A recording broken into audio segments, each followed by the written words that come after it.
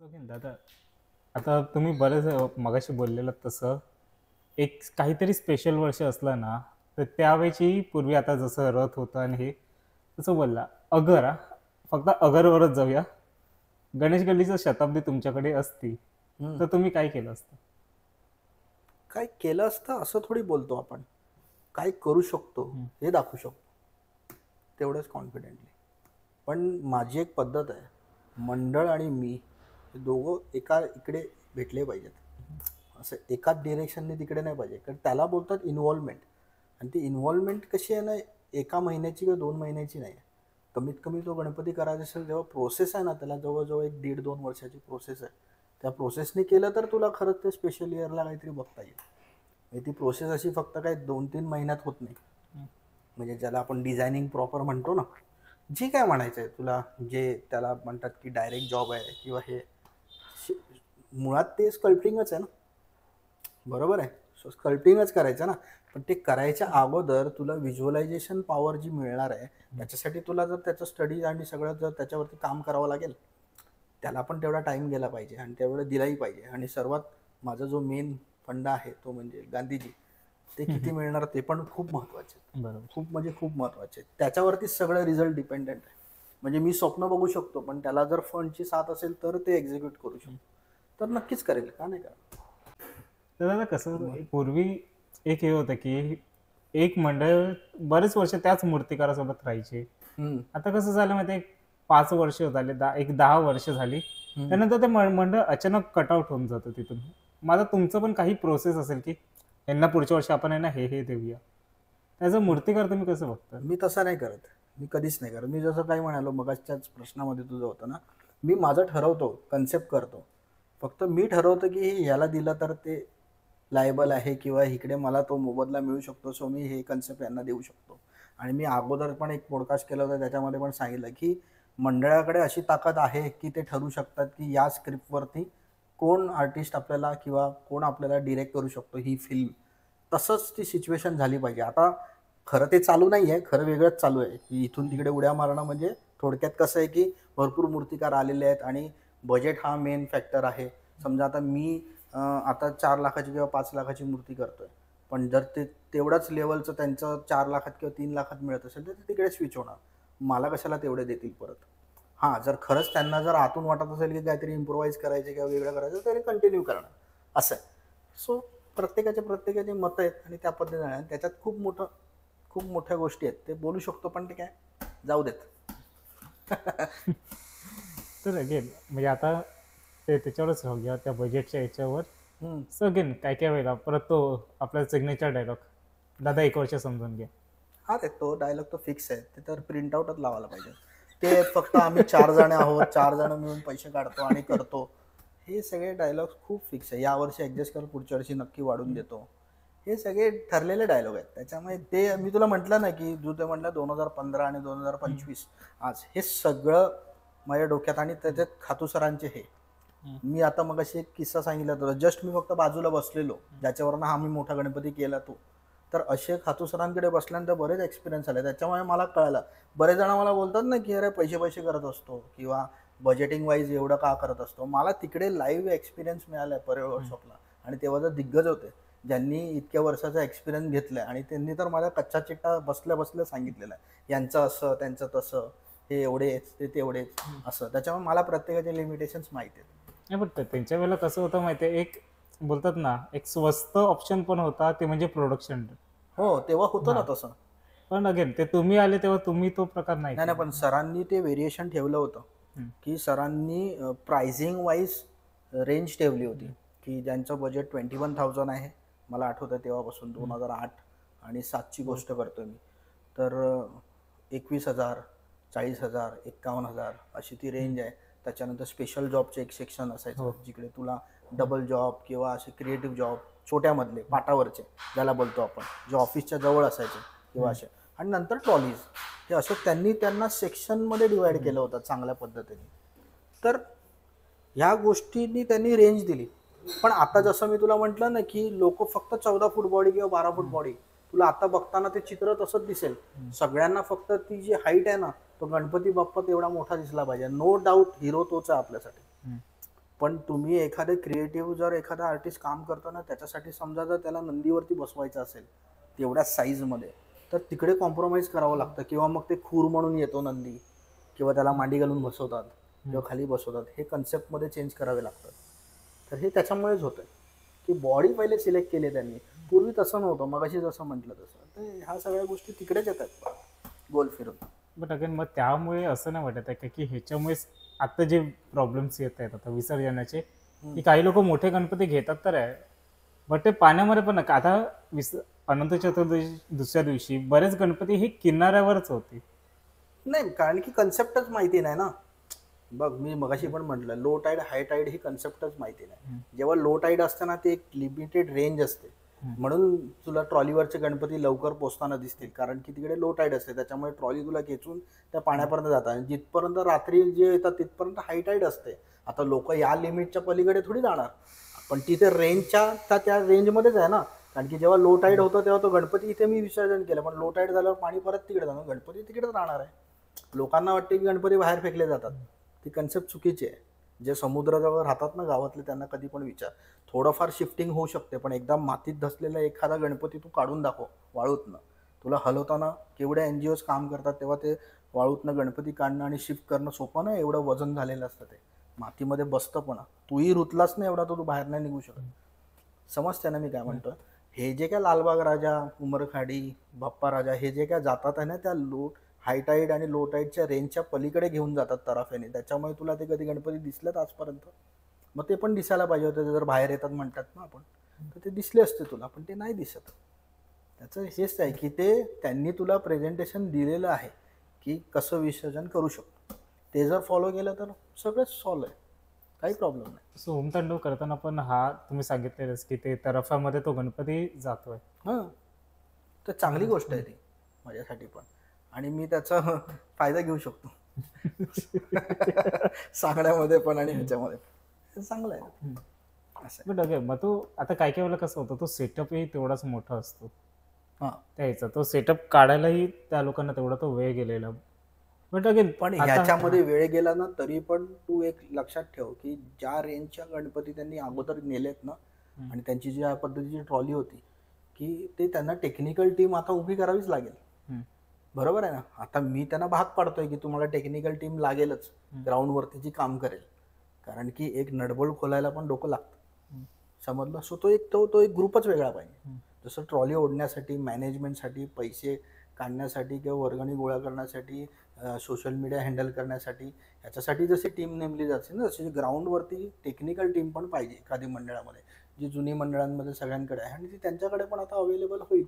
तेव्हा त्यांचे जे प्रॉब्लेम्स आहेत ते सॉल्व्ह होतील. आता जसं ट्रॉली बनवत आहेत, हे जर खरं गेल्या वर्षी करायचं होतं, पण सगळं बजेट एकाच वेळेला नाही होणार, असं आहे ते. सो स्लोली ते पण इव्हॉल्व्ह होत आहेत आणि करतायत.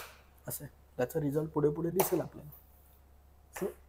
आता माहिती आहे, सांगणार नाही म्हणजे मी तरी पण विचारतो. मग साकेनाकाचा गणपती आणि ओम तांडवचा गणपती, या दोघांमध्ये डिफरन्स काय असेल? डिफरन्स काय नाही, कन्सेप्ट जे करणार त्याच्यामध्ये ऑब्व्हियसली डिफरन्स आहे. नाही, दोन वेगवेगळे टोक आहेत. हा ह्याच्यावरनं जातो, कारण की ह्यांचा जेव्हा मी फर्स्ट टाइम गणपती केला होता साकेनाकाचा, तेव्हा मी ह्यांचं पाटावरती केला होता 2015 आणि पाटावरती गरुडावरती बसलेला गणपती होता. आणि त्यांचं तेव्हा मी विसर्जन बघितलं, त्यांचं आणि खैराणीचं, की यांचं विसर्जन कसं होतं. तर ते बेल्ट लावून तलावामध्ये होतं, पवईमध्ये. तर त्यांनाच मी सांगितलं होतं तेव्हा, माझ्याकडे जेव्हा खैराणी वगैरे आला तेव्हा ते मेटल फ्रेम चालू झाली खाली, की ट्रॉलीवरती मेटल फ्रेम आणि त्याच्यावरती करायचं. म्हणजे पाट असेल तर तो बेंड होतो, मेटल फ्रेम असल्यामुळे तो बेंड होत नाही, व्यवस्थित जातो. मग त्यांना त्याच पद्धतीने फॉलो करत गेलो. त्याच्यामुळे आता ते तीच पद्धत यूज करायला लागले. पूर्वी त्यांच्याकडे ते पाटावरती करायचं, असं जो काही स्पेशल जॉब असायचा तो. तर आता त्या पद्धतीने तुला जर दोन टोकं बघितले तर ऑब्व्हियसली दोघांचे वेगळे कन्सेप्टच असणार आहेत. आणि या मंडळाची एक खासियत जसं बोललो ना, की ह्यांचे कधी पण आहे ना, असं पेमेंटचा कधी इश्यू नाही आला. इवन ह्यांचा पण नाही आणि ह्यांचा पण नाही. आणि ह्यांच्याकडनं कधी कधी एक्स्ट्रा पेमेंट होतं. म्हणजे फर्स्ट असं मंडळ असेल ज्यांच्याकडनं एक्स्ट्रा पेमेंट आहे, तरी पण ते कसे मागे नाही लागत. जनरली तू उलट असतं, मूर्तिकाराला मागे लागावं लागतं की बाई माझं पेमेंट आहे. पण हे मंडळ असं आहे की एक्स्ट्रा पेमेंट आहे. सो अशी लोक जर पॅशनेट असतील आणि त्यांच्यासाठी ते महत्त्वाचं नाही, मूर्ती महत्त्वाची, तर त्यांच्याबरोबर काम करायला कधी पण मजा येईल आणि मला पाहिजे ते मी त्यांना प्रेझेंट करू शकतो. म्हणजे ती मला फ्लेक्झिबिलिटी मिळणार आहे पुढे मागे. फक्त एवढाच प्रॉब्लेम आहे की तिकडे जॉग्राफिकल कंडिशननी थोडेसे प्रॉब्लेम जास्त आहेत तिकडे, आणि पवईवरती न्यायच्या त्या हिशोबाने थोडंसं डिझाईन करावं लागेल, एवढंच. आता मूर्तिकार, तुम्ही मूर्त्या बनवतायत, त्याचे मोल्ड्स आणि ते सगळं, पण अगेन आता असं झालं ना की आयते काही मोल्ड्स घेऊन पण मूर्त्या बनवतात, तर तुम्हाला असं कधी वाटलं नाही का की त्याच्यामुळे तुमच्या पोटावर पाय येतोय? कधीच नाही, कारण की प्रेशर कमी होतं रे आमच्यावरचं. कारण की कसं आहे बघ, म्हणजे मी जे परळ वर्कशॉपमध्ये बघितलं ना, एक लिमिट असतं आपलं बुकिंगचं, त्याच्यानंतर आपण बुकिंग नाही घेऊ शकत. मग तिकडे तो पॉईंट चालू होतो की ओळख लावणं, आमदाराचा गणपती आहे, ह्याचा गणपती आहे, घे ना प्लीज ना, आम्हाला एकतरी गणपती करून दे ना. मग तिकडे ते बजेट इश्यू येतो, लास्ट मोमेंटला आलेले असतात, तर हे प्रेशर येतच नाही. जेवढे सुरुवातीला आले तेच प्युअर असतात, तेवढे घ्यायचे आणि काम करायचं. कारण की डिमांडच एवढी आहे ना की त्याला तो पुरा नाही करू शकत. म्हणजे माझं असं म्हणणं आहे की मोनोपोली करायची असेल ना तर अशी करा की तिकडे तुम्ही ताकद ठेवा की तेवढे गणपती प्रोव्हाइड करू शकता. जर तुमच्याकडे त्याची ताकद नाही ना तर तेवढी सोय करून ठेवा आजूबाजूला की तुमच्याकडे तेवढेच तुम्ही देऊ शकता. एवढे मूर्तिकार आहेत, तू मातीचे मूर्तिकार घे किंवा ह्याच्यातले घे, फार सिलेक्टेड लोक आहेत जे प्रोडक्शन खूप मोठ्या प्रमाणात. आता जसं पेंट उभं राहिलं ना, हे प्रोडक्शन देऊ शकतं म्हणून आपण टिकून आहोत. म्हणजे हा प्रश्न मी तसाही विचारू शकतो, जर पेंटवाले बंद झाले तर आपली द्यायची ताकद आहे का तेवढी? समजलं ना, हे तसंच आलं. सो माझं असं म्हणणं आहे की आता ही कन्सेप्ट कुठून आली, समजा आपण एक रिक्षावाल्यांची युनियन पकड. जर आमच्या गावातले, समजा वसे गावातले, की त्यांनी ठरवले की बाहेरच्यांनी कोणी रिक्षा चालवायची नाही, फक्त गावातले. पण मग दुपारी हे झोपणार, जसं पुण्यामध्ये फिक्स आहे ना दुपारी दुकानं बंद असतात, समजते? तशी कन्सेप्ट आहे ती, की जर आपण देऊ शकत नाही ना तर मोनोपोली नाही करायची. म्हणून मी काय विचार केला तर जसं आपण जाधवकडे आहे किंवा हैदराबादला आहे किंवा सुरतला आहे किंवा काही काहींना ते अफोर्ड नाही होऊ शकत इकडे येणं, किंवा मी तेवढ्या लहानांना मूर्त्या नाही देऊ शकत, तर त्यांना कुठेतरी सोय झाली पाहिजे. आणि एक ती कन्सेप्ट आहे रे, माझी आयडिया आहे की एखाद्या जर त्यांनी जर माझी प्रबळ जर यूज केली सबबमध्ये समजा मूर्ती, तर नेक्स्ट इयर माझ्याकडे येणार, पण तो प्रिपेअर होऊन येणार की तो तिकडे 60,000 घेतोय, तो इकडे माझ्याकडे 1.5 लाख रुपये मला देणार. सो त्याला ती एक टेस्ट तर कळू देत. ती टेस्ट जर मिळाली की त्याला ती सवय लागते आणि मग ती खरी ओरिजिनल टेस्ट घ्यायला पण तो एकदा तरी माझ्याकडे येतो आणि त्याला अवेलेबिलिटी पण होते आणि मार्केट पण छान रन होतं. कारण की डिमांड खूप आहे रे, त्यांना एवढ्या सगळ्यांना पुरवणं सोपं नाही आहे. आणि परळ वर्ष पण मी लास्ट टाइम पण म्हटलं, आझाद मैदान पण कमी पडेल, एवढं रिक्वायरमेंट आहे, तर तेवढं नाही देऊ शकत. एखाद्याची ताकदच तेवढी नाही आहे तर कसं देणार, असं आहे. सो मी काय, सिद्धेश काय, कांबळी आर्ट्स काय, ते नाव घे, कोणीही पण नाव घे, या लाईनमध्ये तेवढं नाही आहे. जसं आपल्याकडे वर्षभर काम नाही चालत आहे, छोट्या मूर्त्यांचं चालतं. पण आता तू मातीच्या मूर्तिकारांकडे पण बघितलं ना, त्यांचं पण लिमिट आहे, 300 मूर्त्या, 500 मूर्त्या, कोणी 4,000 5,000वर नाही जात. बोळिंजकर एक आहेत, त्यांच्याकडे सर्वात जास्त प्रोडक्शन आहे आणि पेंटला, आणि काही गिने चुने असतील तर अमरावतीला आहे, जिराफ एक आहे, त्यांच्याकडे तेवढ्या मोठ्या प्रमाणात प्रोडक्शन होतं.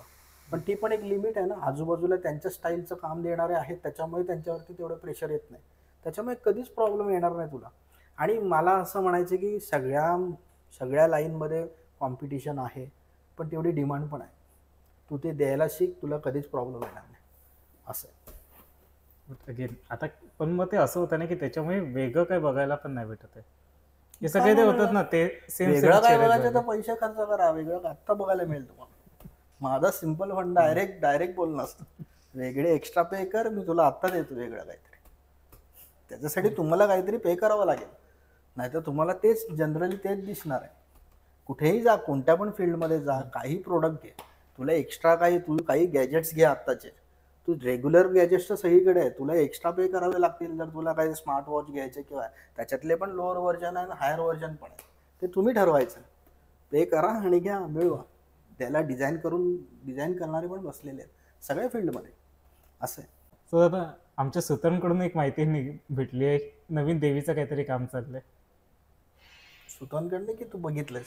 नाही बघितलं अजून, बघायचं आहे. नवीन देवीचं असं काही नाही, मी जसं म्हटलं ना की स्कल्प्टिंग चालू असतं, नवीन गोष्टी लॉन्च करायच्या असतात, फक्त त्या कधी करायचे काय करायचे ते तुला म्हटलं जसं ती पॉवर माझ्याकडे आहे. आणि स्कल्प्टिंग तर चालूच असतं रे, काय ते काय हीच एक गोष्ट नाही, अशा बऱ्याचशा गोष्टी आहेत ज्या तुला बघायला पण नाही मिळणार. पण अशा चालूच असतात कन्सेप्ट. शेवटी तू एखाद्याच्या मेन स्टुडिओमध्ये आल्यानंतर तिकडे ज्या कन्सेप्ट चालू असतात ह्या आता चालूच आहेत. फक्त त्या लॉन्च कधी होणार, काय होणार, ते डिसिजन मी घेणार. आणि सिच्युएशन तशी, मी जसं मगाशी म्हटलं ना, की तो माहोल तसा झाला पाहिजे, तरच ते लॉन्च करण्यात मजा आहे. नाहीतर मग ते काय अर्थ नाही त्याला. कारण की बरेच लोक नवीनता हवं असतं, पण तुला म्हटलं ना त्याचा एक्स्ट्रा मोबदला द्यावा लागतो. तो जिथपर्यंत मिळणार ना तिथपर्यंत अशा कितीतरी गोष्टी माझ्याकडे अजून अशाच आहेत, ते यूज पण नाही केले. तर आहेत तशा गोष्टी. पण त्या दोघांमध्ये आता फरक, एक गणेशोत्सव आणि नवरात्रोत्सव, या दोघांमध्ये काम करण्यामध्ये काय डिफरन्स जाणवतो? डिफरन्स काय, वेळ कमी आहे खूप नवरात्रामध्ये. खरं कसं व्हायला पाहिजे माहिती आहे का, म्हणजे माझं जी आयडिया होती की गणपतीचे नंबर ऑफ क्वांटिटी आणि देवीची क्वांटिटी असे दोन्ही मिळून काम एकत्र चालू व्हायला पाहिजे. म्हणजे जसं आपण गणपतीसाठी जसं आपण एखादं समजा आता परळ वर्कशॉपमध्ये की गणपतीचे जसे पाठ लागतात तसे देव्यांचे पण लागले पाहिजेत. म्हणजे त्याचा जो टाइम ड्युरेशन आहे तसं बघता. म्हणजे जर समजा सिद्धेशकडे मी बघितलं तर सिद्धेशनी खरं अख्खं वर्कशॉप घ्यायला पाहिजे.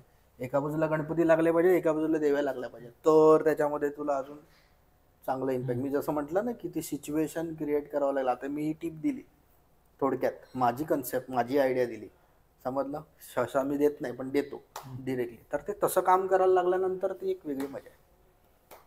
कळतंय मी काय बोलतोय? बट अगेन पण त्याच्यामध्ये पैसे पण तेवढेच अडकले जातात ना. नाही नाही, कशाला अडकतील. जर तू लवकर काम चालू केलं ना तर लोक पे करणारी पण आहेत. आणि दुसरी गोष्ट अशी होईल की तुला सबलेट करायची गरज नाही. तुझं मटेरियल सबलेट होणार नाही. तुझं वर्कशॉप इंडिव्हिज्युअल नावाने राहील आणि तेवढी क्वांटिटी होईल की लवकर घेता येईल आणि ते काम करता येईल. असं आहे.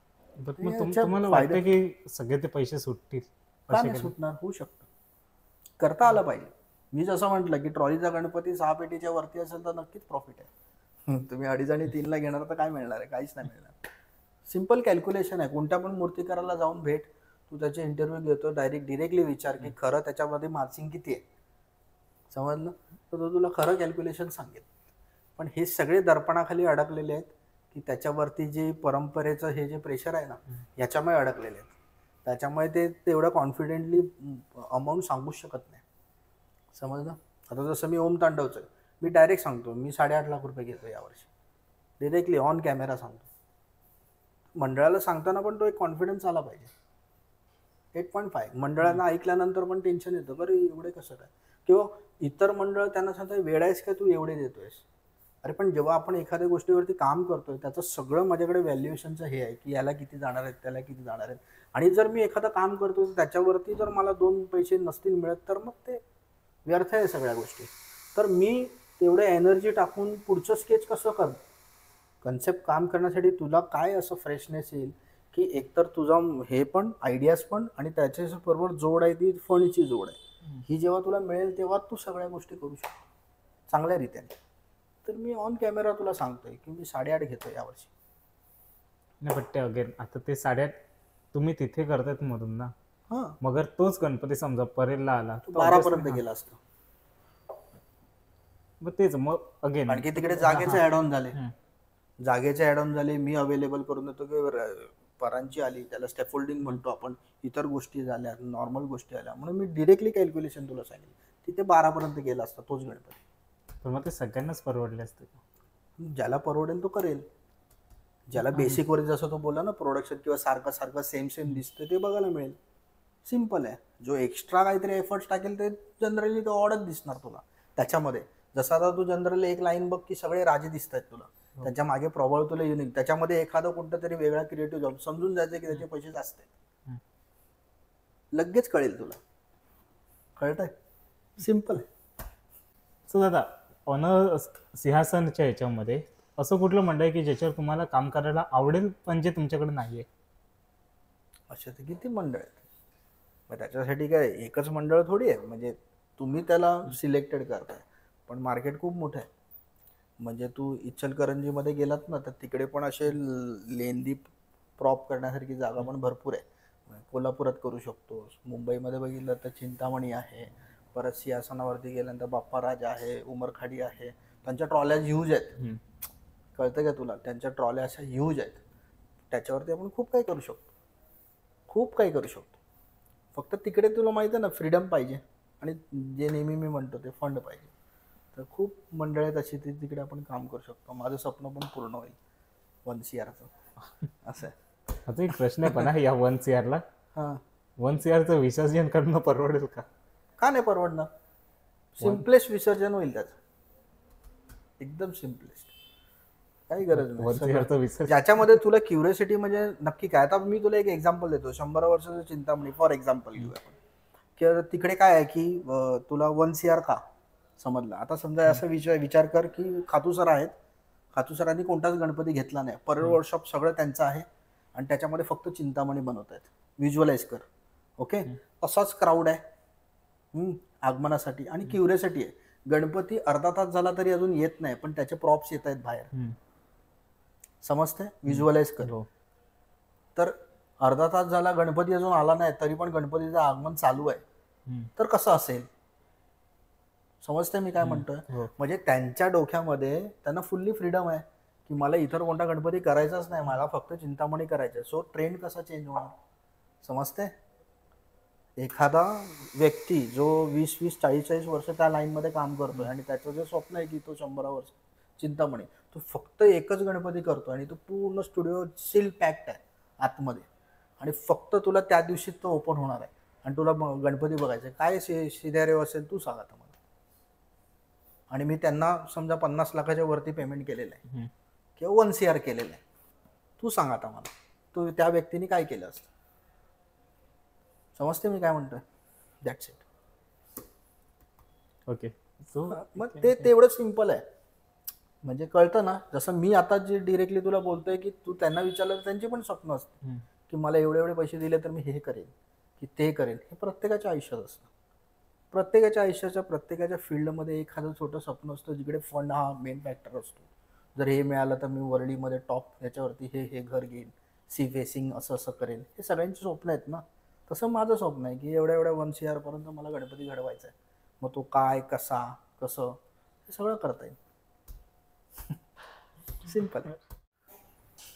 तर आता मध्येच योगेशने माझी एंट्री केलेली आहे या पॉडकास्टमध्ये. तर आता आपण कृणाल दादाशी एक मूर्तिकार म्हणून गप्पा मारत होतो. आता एक जेन्युअन म्हणजे जसं मी योगेश किंवा आमची आता आपण एक गणेश भक्त मित्र म्हणून गप्पा करूया. तर दादा मला सांग, मुंबईत तुझी प्रत्येकाची एक फेवरेट मूर्ती असते, तर तुझी फेवरेट मूर्ती कुठची आहे मुंबईत? माझी फेवरेट मूर्ती एक म्हणजे तू यावर्षी तो गणपती कसा असेल म्हणजे तुला एक उत्सुकता असते, जसं की समोरच्याला एक नाही. असते. माझं जो फेवरेट, जर मी पहिलं जे मूर्ती बघितली होती, कारण की इकडनं मी जसं म्हटलं लहानपणी गेल्यानंतर चंदनवाडी, म्हणजे असं नाही की ॲज त्यांचं फेम आहे म्हणून म्हणतोय, पण मी लहान असताना सर्वात पहिली मूर्ती बाबांबरोबर मोठे गणपती बघायला जाताना पहिले चंदनवाडी. कारण की वेस्टर्न लाईनवरनं सर्वात लास्ट स्टेशन ते आहे. चर्चगेटचं तिकीट काढल्यानंतर तुला सर्वात पहिला गणपती कोणता मिळेल मरीन लाईन्सवरनं, तर तो तिथून सुरुवात होत होत तुझी जाते. तर तेव्हाच ते पहिलाच इम्पॅक्ट तो एवढा पॉवरफुल होता की ती एक मूर्ती आवडती. आणि त्याच्यामध्ये कसं आहे की मध्ये जी एक स्पेस झाली होती सर नसल्यामुळे, की ज्या पद्धतीने ते मंडळ त्या मूर्तीला सजवतो, म्हणजे सरांनी काम केल्यानंतर त्याला जे स्पेशल छोट्या छोट्या गोष्टी, म्हणून तू नेहमी बघत असेल की इच्छापूर्तीमध्ये पण छोटे छोटे एलिमेंट्स असतात. तर मला ती कन्सेप्ट आहे ना तिकडून मिळाली की ते सुरुवातीला पण त्यांच्याकडे ना असं म्हणजे पूजा असायची, ज्या पूजेच्या दिवशी त्यांचं सेटअप बिटअप बाहेर, ती सत्यनारायणची पूजा आणि त्याला पण मुवमेंटवाला असं काय काय. लहानपणी ते इम्पॅक्ट एवढा पॉवरफुल पडलाय ना त्याचा की ते विसरू शकत नाही. परत कारगिलवरती त्यांनी एकदा सेटअप केलं होतं, ते माझ्या चांगलं लहान असतानापासून ते लक्षात आहे. त्याच्यामुळे ती एक मूर्ती अशी आहे. आणि सिद्धेश ज्या पद्धतीने आता करतोय ना, तर ते खूप चांगलं वाटतं बघायला. आणि ती एक क्युरियोसिटी राहिली आहे की ती कशी होईल, कसं राहील. चिंतामणी ऑब्व्हियसली आहेच, कारण की राजा, कारण की मी जेव्हा इच्छापूर्ती चालू केलं तेव्हा सुरुवातीला तो बघितलं असेल तर गोंडेवाला प्रभाव, ते थोडंसं त्याच्याशीच रिलेटेड मी घ्यायला लागलो होतो. पोच पण त्याच्या सिमिलर, की चिंतामणी तिकडे होतोय तर इच्छापूर्ती कसा असेल, तिकडून ती कन्सेप्ट चालू झाली. तर हे दोन गणपती जनरली फेमस आहेतच, कारण की नो डाऊट सरांनी तो ब्रँड सरांचा जो आहे डेव्हलप. कारण की जसे आपण पूर्वी लहानपणी ते फोटोज गोळा करायचे 5 रुपयात मिळायचा, तसे माझ्याकडे देखील आहेत. तर त्यातला चिंतामणीचा पण तो फोटो माझ्याकडे आहे, गरुडावरची जी मूर्ती आहे. म्हणून मला माहिती आहे की प्रत्येकाची साईज काय होती. रंगारी बदक चाळ एक आहे, नो डाऊट गणेश गल्ली एक आहे. पण गणेश गल्लीचं माझं जेव्हा हे करायचे आपले अण्णा करायचे, तिथपर्यंत ज्या मेमरीज आहेत त्या पॉवरफुल आहेत. त्याच्यानंतरचे थोडंसं जे जेन्युइन माझं आन्सर आहे ते थोडंसं छान व्हायला पाहिजेत, पण त्या होतील मला असं वाटतं. आता जसं त्या मंडळाने एक वेगळा निर्णय घेतलाय की आकाशकडे मूर्ती देत आहेत, तर बघू. क्युरियोसिटी एक आहे, ती बघायला आवडेल. आणि की ते एक ब्रँड व्हॅल्यू आहे आणि ते कधी पण असं ना एक एक्सेप्शनल लेवलला चाललं पाहिजे. कारण की बघ, ते आमचे स्वप्न आहेत, त्याच्यावरनं आम्ही ठरवलं की मोठे गणपती करायचे. कारण की त्याचा इम्पॅक्ट जेव्हा लहानपणी पडतो ना, तेव्हा तुम्ही ठरवतात की कोणत्या लाईनमध्ये जायचं आहे किंवा हे एकदा करून बघायचं आहे. जसं मग अशी योगेशने विचारलं की मोठी मूर्ती का, तर तेव्हा मी 22 फुटाचं बघितलं आहे. तर माझ्या डोक्यात पण प्रश्न येतो ना की 40 फुटाचा गणपती असेल तर कसा दिसेल. तर ते करून बघितल्याशिवाय थोडी कळणार आहे, असं आहे. सो नो डाऊट तू जसं म्हटलं तसं की गणपती मला बघायला यावर्षी आवडेल तो म्हणजे चंदनवाडीत, नो डाऊट चिंतामणी. कारण की आता सिद्धेशकडे गेलं आहे. फक्त मी लास्ट एका इंटरव्ह्यूमध्ये एक ज्याने घेतला होता त्याला मी सांगितलं होतं की सिद्धेशनी स्वतःचं रिप्रेझेंटेशन करावं, कारण की तो एक अपग्रेड व्हर्जन आहे सरांनंतरचा आणि त्यांनी सरांकडे त्या गणपतीचं काम केलेलं आहे. तर सरांकडे एक सरांचा टच आहे, तो तिकडे स्टॉप झाला पाहिजे. कारण की ती त्यांचं ते ब्रँडिंग आहे आणि ते त्यांनी ज्या पद्धतीने रिप्रेझेंट केलं ते तसंच ताजं राहण्यासाठी ते तिकडेच राहिलं पाहिजे. जर त्यालाच कंटिन्यू केलं ना तर ते त्याच्यावरती ओव्हरकम करणार. म्हणून तिकडून आहे ना सिद्धेशचा ट्रेंड दिला पाहिजे त्या मूर्तीला आणि ते मी एक्सपेक्ट करतोय. त्याच्यामुळे मी वेट करतोय की काय नक्की करतोय. जर त्यांनी तेच फॉलो करायला गेला ना, सेम टाईप, सेम फेसिंग आणि सेम ते तसेच दागिने, मुकुट वगैरे, तर थोडंसं माझं ॲज अ क्रिएटिव्ह पर्सन म्हणून थोडं भ्रमनिरास होईल. हे मी माझं जेन्युइन उत्तर देतो. तर माझं एक्सपेक्टेशन असं आहे की काहीतरी वेगळं झालं पाहिजे. आणि दुसरं म्हणजे चंदनवाडीचं नो डाऊट बॅलन्सिंग मूर्ती असते, पण ते टिपिकल आहे ना, असं कुठेतरी कन्सेप्ट आहे ना अशी फिक्स झाली, कुठेतरी एका पायावर असेल किंवा असं काहीतरी बॅलन्सिंग असेल, ते कुठेतरी ब्रेक झालं पाहिजे. जसं हंसावरती मूर्ती होती, सरांनी बसली, ती बसलेली होती, पण तिकडे कुठेही असं बॅलन्सिंग नाही. जेव्हा आपण शेष कालियामर्दन बघतो तेव्हा सिटिंग आहे मूर्ती, पण आता सुरुवातीला तो बघतो ना एका पायावरती, हा ट्रेंड सेट झालाय, तो कुठेतरी ब्रेक झाला पाहिजे. तर तुझी क्युरियोसिटी राहणार. ती क्युरियोसिटी राहण्यासाठी ते कन्सेप्ट जे डिझायनिंग आहे ते तसं व्हायला पाहिजे. नाहीतर तुझ्या आणि माझ्यासारखा माणूस पण अंदाजा लावेल, हां नो डाऊट असं काहीतरी उभा असेल किंवा बॅलन्सिंग असेल, तर ते कधी तसं व्हायला नको. कधी पण चॅलेंज असंच पाहिजे आणि क्युरियोसिटी तशी राहिली पाहिजे की अरे अरे हे कुठून आलं असं, तर ते क्रिएटिव्ह होईल. आणि बघूयात आता, वाट तर बघतोय आणि नो डाऊट गणेश गल्लीची वाट तर सगळेच बघतायत. येस. सो बघूयात. सेकंड थिंग, आता 2014 आहे तुझं पहिलं वर्ष होतं मुंबईमध्ये, तेव्हा तू ट्रॉली उभारलीस, खंबाट आली. 2014 ते 2024 या 10 वर्ष म्हणजे एखाद्या मूर्तिकारासाठी कुठचंही मंडळ 10 वर्ष त्याला एक प्रकारे सर्व करणं म्हणजे खूप मोठी गोष्ट आहे ती. म्हणजे सहसा असं कुठे बघायला मिळत नाही. तर यावर्षी ते मंडळ नाहीये, कारण माहित नाही, पण समजा असतं तर यावर्षीची काय कॉन्सेप्ट असते तुझी ॲज अ? नाही, यावर्षी कन्सेप्ट तर सांगेलच पहिले, पण कन्सेप्टबद्दल तर सांगेल. पण एक गोष्ट मी आवर्जून सांगू शकतो की तिकडे मला पण अजूनपर्यंत रिप्रेझेंट करतो की मी त्या मूर्तिकाराच्या जागी उभा राहून तो विचार करतोय की ते पहिलं मंडळ आहे ज्यांनी नवीन मूर्तिकारावरती, ज्याचा काही संबंध नाही मुंबईशी, त्याच्यावरती ट्रस्ट ठेवणं. आणि गिरगावातली मूर्ती, त्याला ट्रॉलीबद्दलचं नॉलेज नाही आणि त्यांनीच आता असं कोणतरी यंग मुलगा निवडलाय आणि आत्ताचा नवीन मूर्तिकार शोधलाय आणि त्याला दिलाय.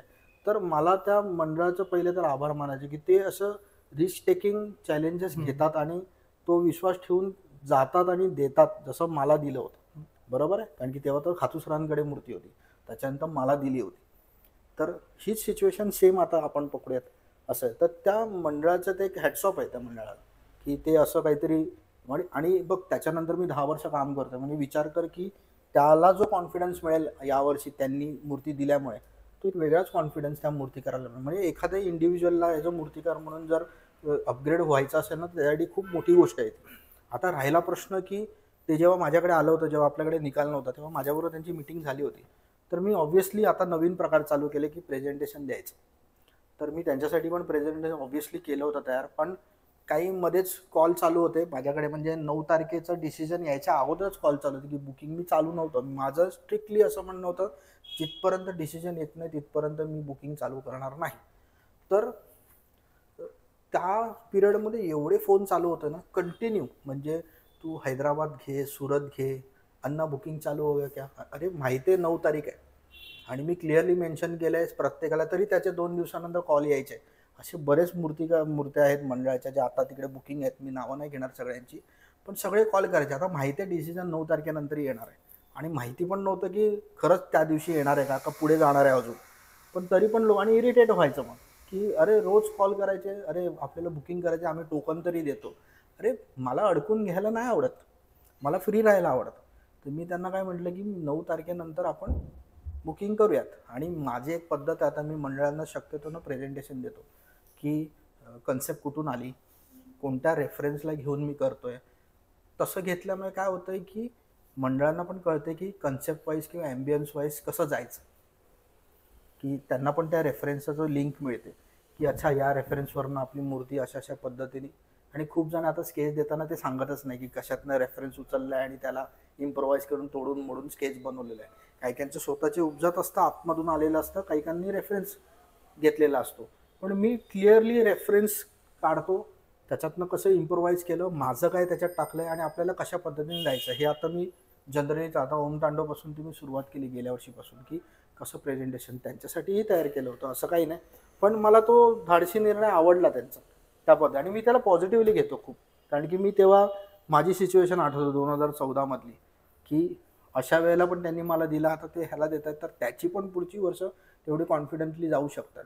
आणि नो डाऊट जर आपण एखादा कन्सेप्ट केलं असेल तर आपण आज न उद्या कधी ते करू शकतो, काही प्रॉब्लेम नाही त्याला असं आहे. आणि मी जसं म्हटलं नाही की प्रत्येक सिच्युएशनमधनं शिकायला मिळतं. आणि रिलेशनबद्दल मी सुरुवातीपासून म्हणत आलो आहे की एखाद्या इंडिव्हिज्युअल पर्सनला किंवा मंडळाला पूर्णपणे स्वातंत्र्य आहे की तिकडे तुम्ही असं कधीच ठरवू नका की हाच डायरेक्टर माझा पिक्चर डायरेक्ट करतो आणि हाच करत राहणार, तसं कधीच नाही पाहिजे. मी सुरुवातीपासून सांगितलं की एखादी कन्सेप्ट जर करायची असेल ना तर त्याला तुम्हाला निवडता आला पाहिजे मूर्तिकार, की ह्या स्टाईलसाठी हा मूर्तिकार बेस्ट आहे किंवा ह्या स्टाईलसाठी हा मूर्तिकार बेस्ट आहे. तर तसं जर झालं ना तर मूर्तिकारांचं अजून सोने पे सुहागा. म्हणजे त्यांच्या जवळची टेस्टची मूर्ती जर त्यांना मिळाली ज्याच्यामध्ये त्यांचा हातखंड आहे तर ते अजून काम सुंदर बघायला मिळालं. ॲज अ क्रिएटिव्ह पर्सन जेव्हा आपण एक व्हिज्युअलायझेशन बघतो ना, की व्हिज्युअल बघतो गिरगाव चौपाटीवरती सगळ्या मूर्त्या आल्या, तर त्या व्हरायटीजच पाहिजे, ते एकाच बॉडीमधल्या नाही पाहिजे, असं माझं मत आहे. सो ती एक वेगळी मजा आहे. आता मध्यंतरी सोशल मीडियावरती आम्ही एक व्हिडिओ व्हायरल झालेला केपी इन इज प्राईम, पण आमच्या मते केपीचं प्राईम टाइम अजून सुरू आहे. माझी पण माझं prime time KP in is prime. आता बहुतेक हे जेनझी जनरेशनला बहुतेक माहिती नसेल की केपीचं तेव्हा मी अनमॅच्युअर होतो. आता मी मॅच्युअर होत चाललोय. माझा प्राईम टाइम 1 CR नंतर येईल. अच्छा, 1 CR नंतर. आतापर्यंत तुम्ही मॅच्युअर नाहीत, तुम्ही कॉलेज टाइम मध्ये असतात ना तसे आहात. जेव्हा तुम्ही एखाद्या लेवलवरती मॅच्युअर होता ना तेव्हा खरं काम तुमचं जेव्हा येतं ना ते खरं तुमचं पीक पॉईंट असतं आणि पीक टायमिंग असतं. हे आता तुम्ही शिकत असता, शिकणं तर लाईफ टाईम आहे, पण तेव्हा कसं आहे ना की तुमचं घडण होत असते ना तेव्हा काही गोष्टी तुम्हाला नसतात माहिती कॅल्क्युलेटिव्ह वाईज. मग जेव्हा तुमचा हातखंड होतो ना त्याच्यानंतर जी काही कामं निघतात ना ती तुमची प्राईम असतात. जसं आमच्या आर्टिस्टिक लाईनमध्ये जेव्हा आपण एखादं एक्झिबिशन करतो ना, लोक आजकाल एक्झिबिशन करताना वर्षावर्षांनी करतात, पण तसं नसते. एक 10 वर्षानंतर किंवा 20 वर्षानंतर आर्टिस्टची एक स्टाईल निर्माण होते, त्याच्यातनं त्याचा जो एक्सपिरियन्स असतो आणि त्याची जी कामं जेव्हा आपण डिस्प्ले करतो आर्ट गॅलरीमध्ये तेव्हा तो एक्सपिरियन्स दिसतो तिकडे. तेव्हा आर्टिस्टला एक्सप्लेन करायची गरज पडत नाही, तेव्हा ते ऑब्व्हियसली ते सगळा एक्सपिरियन्स आहे ना तेव्हा दिसतो प्रत्येक गोष्टीमध्ये. जसं आता आपण एक्झाम्पल घेऊया की खातूनकडनं निघालेली जी माणसं आहेत जी कामं करणारे बेसिक म्हणा, त्यांचा एक ॲप्रोचच वेगळा आहे. त्यांच्याबरोबर जी निघालेली आहेत ना त्यांच्याकडे तुम्ही आत्ताही जाऊन भेटा की त्यांची जी बघण्याची किंवा मंडळांना हँडल करायची पद्धत ही वेगळी आहे, कारण की ते तिकडनं मिळालेलं आहे, कारण की त्याला एक्सपिरियन्सची जोड पण आहे. आणि आम्ही नौके होतो, आम्हाला इकडे करत असल्यामुळे आम्हाला तो काय लालबागचा काही ट्रेंड माहितीच नाही. मला ते तिकडे कळायला लागलं की कसं मंडळांशी ट्रीट करायचं, लोक कशी असतात, कशी मंडळं असतात, त्यांची विचार करण्याची पद्धत कशी आहे. तर ते शिकता शिकता इथपर्यंत आलं. आता पीक पॉइंटर नंतर चालू आहे. पण ते शिकता शिकता तिथून गायब पण तर झालं. गायब कुठे झालोय, गायब इकडे तुझ्या समोर बसलेलो नाही म्हणजे आता आम्ही ऑब्व्हियसली मी तरी 2010 पासून, 10 म्हणजे खूपच म्हणजे जवळजवळ 6 पासून ते नंतर कॅमेरा युग येईपर्यंत म्हणजे आम्ही सगळे मित्र असं आमच्या त्या जे वर्षभर भेटत नाही तो गेट असायचा त्या साईडचा जो आता भेटत, तेव्हा एक गोष्ट कुठेतरी मिसिंग असते की यार केपीने एक म्हणजे ते कसं बोलतात ना, एक सवय लावली सर, की ज्या मंडळ जी नव्हती, म्हणजे जे आमच्या ओळखीत नव्हती, त्या मंडळांना पण कुठे एक बोलतो ना, तुझ्या भाषेतली सर्जनशीलता दाखवून ती मंडळ हो. सोशल नाही, मीडिया नाही, आणि एकदम एक हां हाईप झालेली, की तुझ्या कलाकृतीमुळे. हां बस ऑब्व्हियसली मी तर नेहमी दोघांचं हे करतो, की मूर्तिकार आणि मंडळ, कारण का बरोबर. मंडळ शेवटी मूर्तिकाराला चान्स देते. मंडळाचं म्हणजे मेन फॅक्टर तेच आहे. म्हणजे मी किती मंडळाबद्दल काही गोष्टी जरी नेगेटिव्ह बोलत असलो ना, तरी पॉझिटिव्ह गोष्ट तीच आहे की एखादा डिसिजन घ्यायचं मंडळ म्हणून एखाद्या मूर्तीकडे स्विच होणं एवढं सोपं नाही आहे. कारण की जे फेसेस असतात ना इतर, म्हणजे ज्याला आपण ऑपोजिट पॅनल म्हणू, ते तर बसलेलेच असतात. चांगलं झालं तर सगळंच उदो उदो आहे, नाहीतर मग सगळं फक्त शिव्यांची भडमार आहे. सो मंडळ चालवणं पण सोपी गोष्ट नाही आहे. पण त्याच्यामध्ये ज्या पद्धतीचा आता एक्सपिरियन्स आहे ना, तर त्या पद्धतीने मंडळांनी पण चेंजेस आणले पाहिजेत.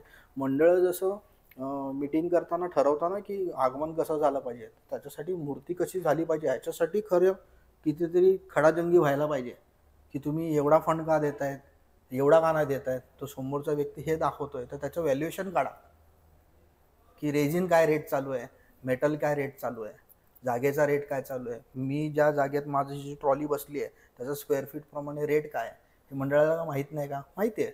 त्याच्यावरती पण मीटिंगमध्ये डिस्कशन झालं पाहिजे. त्याला बोलतात पॉझिटिव्ह डिस्कशन.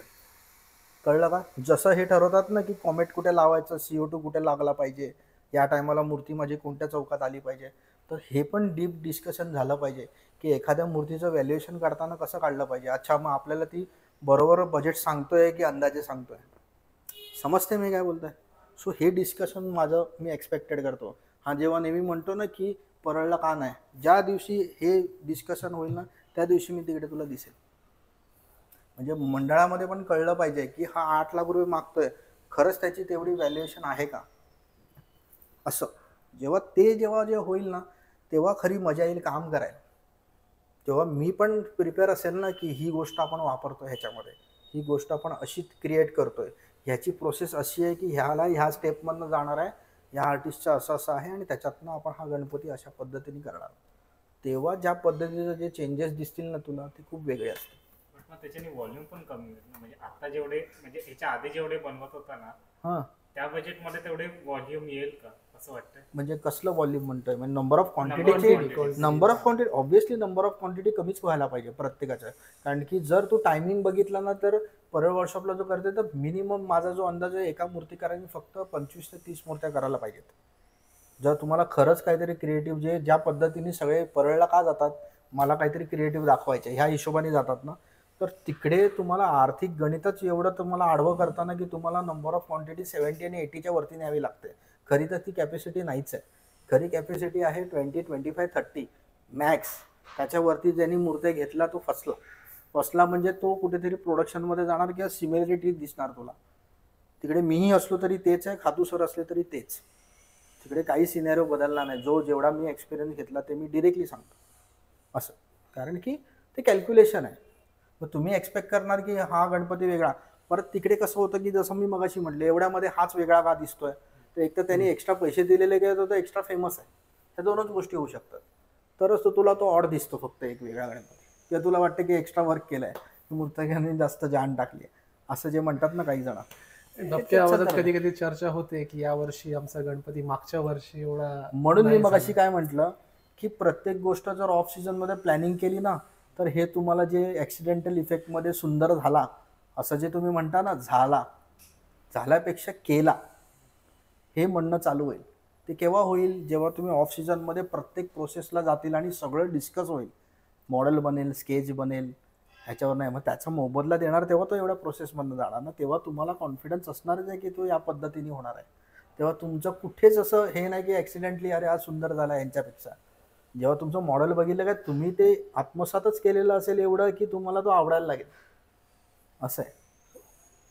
या गोष्टी आहेत रे, बऱ्याच गोष्टी आहेत त्याच्यात, पण त्याच्यावरती इम्पॉर्टन्स भलत्याच गोष्टींना दिला जातं. नो डाऊट त्या गोष्टी पाहिजेत. लालबागनी तर चालू केल्या, त्याच्यामुळे लालबागमध्ये तो माहोल बनण्यासाठी त्या गोष्टी पाहिजेत. पण त्याच सिमिलरली पॅरेलरली की दुसऱ्या गोष्टी पण ज्या टेक्निकली गरजेच्या. आता समजा मी एक ॲडिशनल ट्रॉली मागतोय की मला टेक्निकली त्या जॉबसाठी ॲडिशनल ट्रॉली पाहिजे, तर तिकडे जर मला बेंजोची ट्रॉली आणून दिली तर चालेल का? नाही चालणार. तर तिकडे तो खर्च करणारा, कारण की जॉबच असा आहे की मला तिकडे ती तेवढी पॉवरफुल सेकंड ट्रॉली लागणार आहे. त्या गोष्टीसाठी. तर मग ती तेवढी बनवायची धमक पाहिजे मंडळामध्ये, तरच तुम्ही एक्सपेक्ट करा की आम्ही मुंबईमध्ये काहीतरी वेगळं दाखवू शकू. नाहीतर नका करू, नाही तर तेवढ्या याच्यातच काय बसणार आहे त्याच्यावरतीच हे करा आणि मग पुढे चला असं. मुंबईची मंडळं तर आहेतच, पण नेहमी आपण चर्चा करताना कुठे तुझी इथली वसई विरारची मंडळं कुठेतरी चर्चेमध्ये येत नाहीत. पण इच्छापूर्ती तर नालासोपाराचा आहेच, सोबत महेश पार्क असेल किंवा दुसरे अजून कुठे दत्तनगर आहे, भरपूर आहे, डॉनलेन आहे, परत अशोकनगर आहे. ही मंडळं, काही मंडळ जी आहेत ना ती परळला पण येऊन माझ्याकडे मूर्ती. आता खास करून महेश पार्क तुला सांगेल, तुला आठवतं का जेव्हा मी परळला होतो तेव्हा नरसिंह वेल्वेटमध्ये पेंटिंग केलं, नरसिंहावरती बसलेली मूर्ती. तर परळमध्ये असताना जसं आपण एक खातू सरांकडे एक टीम काम करायची ना, की राजन खातू सरांकडे आणि विजय खातू सरांकडे, की त्यांना कधी पण आहे ना ते बघितलेलं नव्हतं तसं पेंटिंग. सिंह बघितल्यानंतर ऑइल पेंटचेच कलर्स, आणि तिकडे आम्ही ते वेल्वेटमध्ये पेंट केलं. त्यांनी ते एक्सपेक्ट नव्हतं केलेलं की असं काहीतरी असतं. मग त्याला त्या मुश्या आहेत आणि ते वेल्वेटमध्ये लायन आहे आणि त्याचे ते एक्सप्रेशन होते ते वेगळे होते. सो ते आम्ही बघायचो त्यांच्यामध्ये एक्सप्रेशन्स, आणि की आम्ही सगळे असे चट्टेपट्टे होतो, सगळे काम करत होतो. त्यांनी कधी एक्सपेक्ट नव्हतं केलेलं की असं काहीतरी चालेल. सो तिकडनं ते आम्हाला करता आलं. आणि महेश पार्क वगैरे तुला सांगेल तर तू ब्ल्यू कलर, ज्यांनी माझ्या पॉझिटिव्ह पब्लिसिटी पण दिली आणि निगेटिव्ह पण दिली, आणि ती मजा यायची मला करायला आणि चिडवायला पण मजा यायची, अरे मी ब्ल्यू देता हूं असं. तर ते पहिलं मंडळ आहे जिकडे मी ते एक्सपेरिमेंट चालू केलं, आणि आजही कॉन्फिडेंटली सांगतो की ती जरी आणून दाखवा असं आहे. त्याच्यामुळे तो जो इम्पॅक्ट आहे ना तो तिकडनं एक्सपेरिमेंट चालू झालं महेश, पण अजूनपर्यंत त्याचा तो ब्ल्यू टोन फिक्स आहे, तो कधीच आजपर्यंत चेंज नाही झाला. कारण की ती सुरुवातच तिथून झाली, नंतर परळला वगैरे बऱ्याच ठिकाणी झाली. पण आणि तुम्ही एक दत्तनगरचा विचार करणार तर तो बघ असा बसलेला आहे, त्यांची फिक्स झाली मूर्ती ती दत्तनगर पोच, तर ती अजून पण ती पोच त्याच पोचमध्ये जाते. नाही, कारण का कसं आहे की तुझी कलाकृती बघायला खास करून मुंबईचे फोटोग्राफर्स येतात वसईला. म्हणजे ते महेश पार्क म्हणा किंवा इच्छापूर्ती तर मागेला तर असतोच म्हणा, पण ही तेच म्हणजे एक तू सवय लावली आहे की बाबा काहीतरी नवीन नाविन्य. तर आता तेच कुठेतरी बोलतात ना, म्हणजे आहे आता तूच जसं बोलतोयस की आता तू ह्याच्यात सिनियर मूर्तिकार झालास, म्हणजे तू 10 वर्षाचा एक्सपिरियन्स आहे. आता आम्ही बघतोय मुंबईमध्ये बरेचसे आता नवीन मूर्तिकार आलेत, ते पण प्रयत्न करतात त्यांची कला दाखवण्यासाठी, काहीतरी एक वेगळं नाविन्य दाखवण्यासाठी. तर तू जो 10 वर्षाचा एक मुंबईचा एक्सपिरियन्स घेतलेला आहे, अजूनही घेतोय, तर तू एक काय सांगशील नवीन मूर्तिकारांना, किंवा एक ॲज अ काय नाही रे, कधी कधी काय खूपदा काय होतं ना, तुम्ही कॉपीच्या मागे एवढ्या लागता ना की तुम्ही स्वतःची ओळख विसरता. म्हणजे ज्या गोष्टी असतात ना की तुम्ही एखाद्या गोष्टीने ट्रेंड सेट केलाय, तर तो ट्रेंड सेट केलाय ना ते करता येत आहे ना तुम्हाला, म्हणजे तुम्हाला कळते की मी ते करू शकतो. पण मग कुठेतरी तुमचा तडका देता आला पाहिजे की ज्याच्याने तुमची ओळख होईल. म्हणजे ॲज अ नाव म्हणून तुला मंडळामध्ये जर ओळख करायची किंवा मार्केटमध्ये ओळख करायची, तुम्हाला तुमचा थोडासा स्वतःची ओळख म्हणून तुम्हाला तो मसाला थोडासा दाखवावा लागेल. म्हणजे आता मी खूपदा बघतो ना, बरेच जण चिंतामणी फेस किंवा ह्याच्या मागे लागतात, पण तो फेस तर नो डाऊट तो सुंदरच आहे, म्हणजे त्याला काही तोड नाही आहे. पण जेव्हा एखादा नवखा मूर्तिकार जेव्हा येतो आणि तो त्या ट्रेंडच्या मागे लागतो ना, तर तुम्ही हा विचार नाही करत की ॲज अ ड्रॉइंग जेव्हा आपण एक 2D ड्रॉइंग करतो, आउटलाईन जी बनतो ना ती चेंज होत नाही, ते तसंच दिसतं, सोंड पण तशीच. मग तुमच्या ज्या पॉसिबिलिटीज आहेत स्वतःच्या आतल्या, त्या कधी बाहेर येणार नाही. तुम्ही जिथपर्यंत ट्रायल नाही करणार, वेगवेगळे फेसेस करून बघणार नाही, लोकांना दाखवणार नाही किंवा स्वतः करणार नाही, तिथपर्यंत कलरिंगचा इफेक्ट, वेगळा कलर कसा करायचा, या फेसला असा कलर केला तर कसा होईल, लाली अशा पद्धतीने मारली तर कशी होईल, गालाची पद्धत. जसं मी आता चालू केलं की इथे डीप घ्यायला लागलो, तो ह्या नाकातला हा जो डीप आहे ना हा मी यूज करायला लागलो चेहऱ्यामध्ये. आता तुम्ही इच्छापूर्तीच्या चेहऱ्यामध्ये किंवा लास्ट टाइमच्या चेहऱ्यामध्ये बघत असाल की मी इथे डीप, जनरली हे डीप यूज करायचे, मी हा डीप पण यूज करायला, तो ह्याच्यातनं आला आपला ह्युमन फिगर पण. सो ह्या सगळ्या ज्या काही गोष्टी आहेत ना, तुम्हाला अशा करत एक्सपेरिमेंटल करत करत करत करत तुम्हाला करावंच लागतील, आणि त्याच्यातनं इम्प्रोवाइज करून तो. आणि चिंतामणीचा फेस पण तसंच झालं, इम्प्रोवाइज होत होत होत होत तुला तो ट्रेडमार्क ज्याला आता म्हणताय की लोकांना जास्त भावला की तो कळायला लागला. तर इतर जे नवीन मूर्ती त्यांच्यावर पोटेन्शियल आहे, पण ते त्याच्यात जात नाही आहेत, कारण की त्यांना ना क्लायंट पाहिजेत.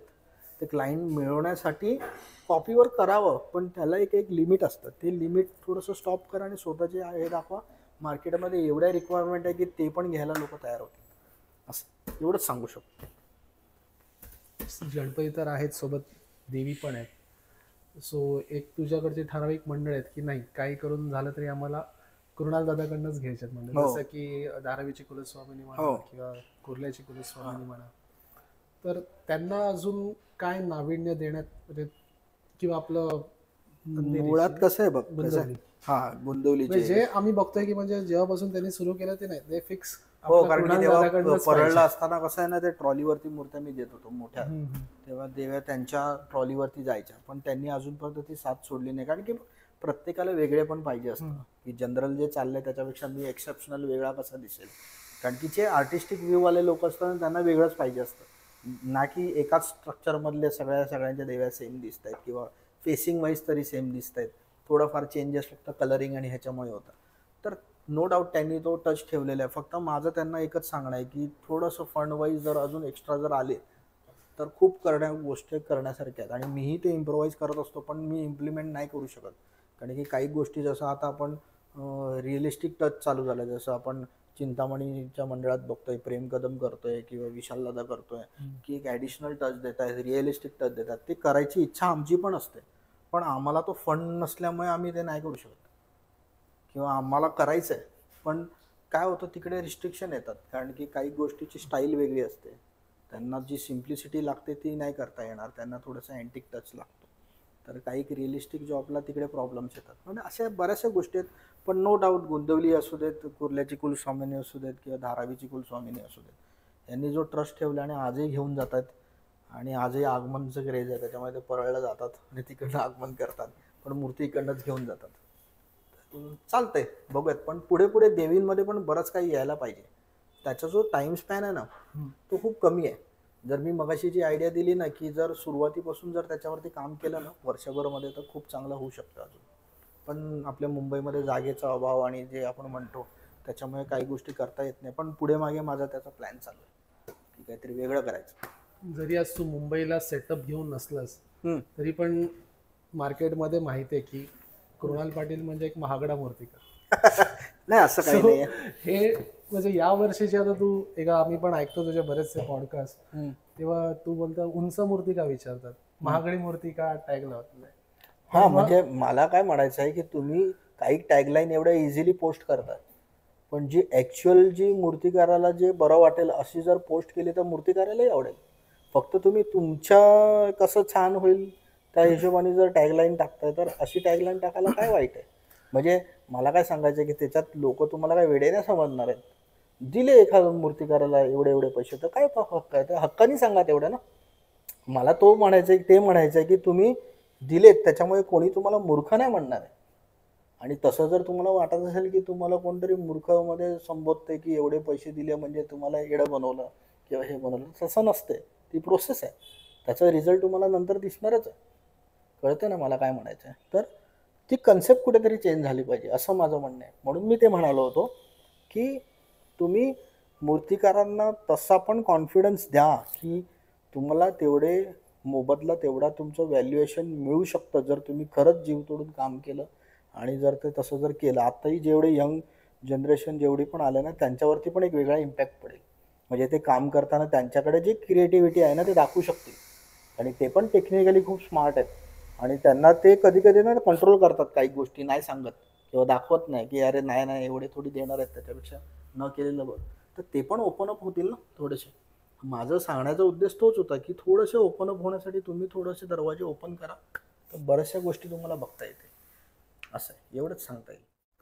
आपणही थांबूया इथेच. आणि आम्हाला फक्त आता अजून कुठलं आंदोलन न हो की ज्याच्यामध्ये तुम्ही फक्त त्या आंदोलनासाठी पर्यायला या, कामासाठी या, याचीच आम्ही आता अपेक्षा कामासाठी ठेवतो. तर येणारच आहे आंदोलन. बघ कसं आहे की जिकडे जेव्हा आव्हान केलं होतं की ह्या गोष्टी अशा गोष्टी होत आहेत, जसं मी मगाशी म्हटलं की एखादी मोनोपोली आली असती, मग जर मातीचंच फक्त जर असतं ना तर मग ह्या गोष्टी खूप कठीण झाल्या असत्या.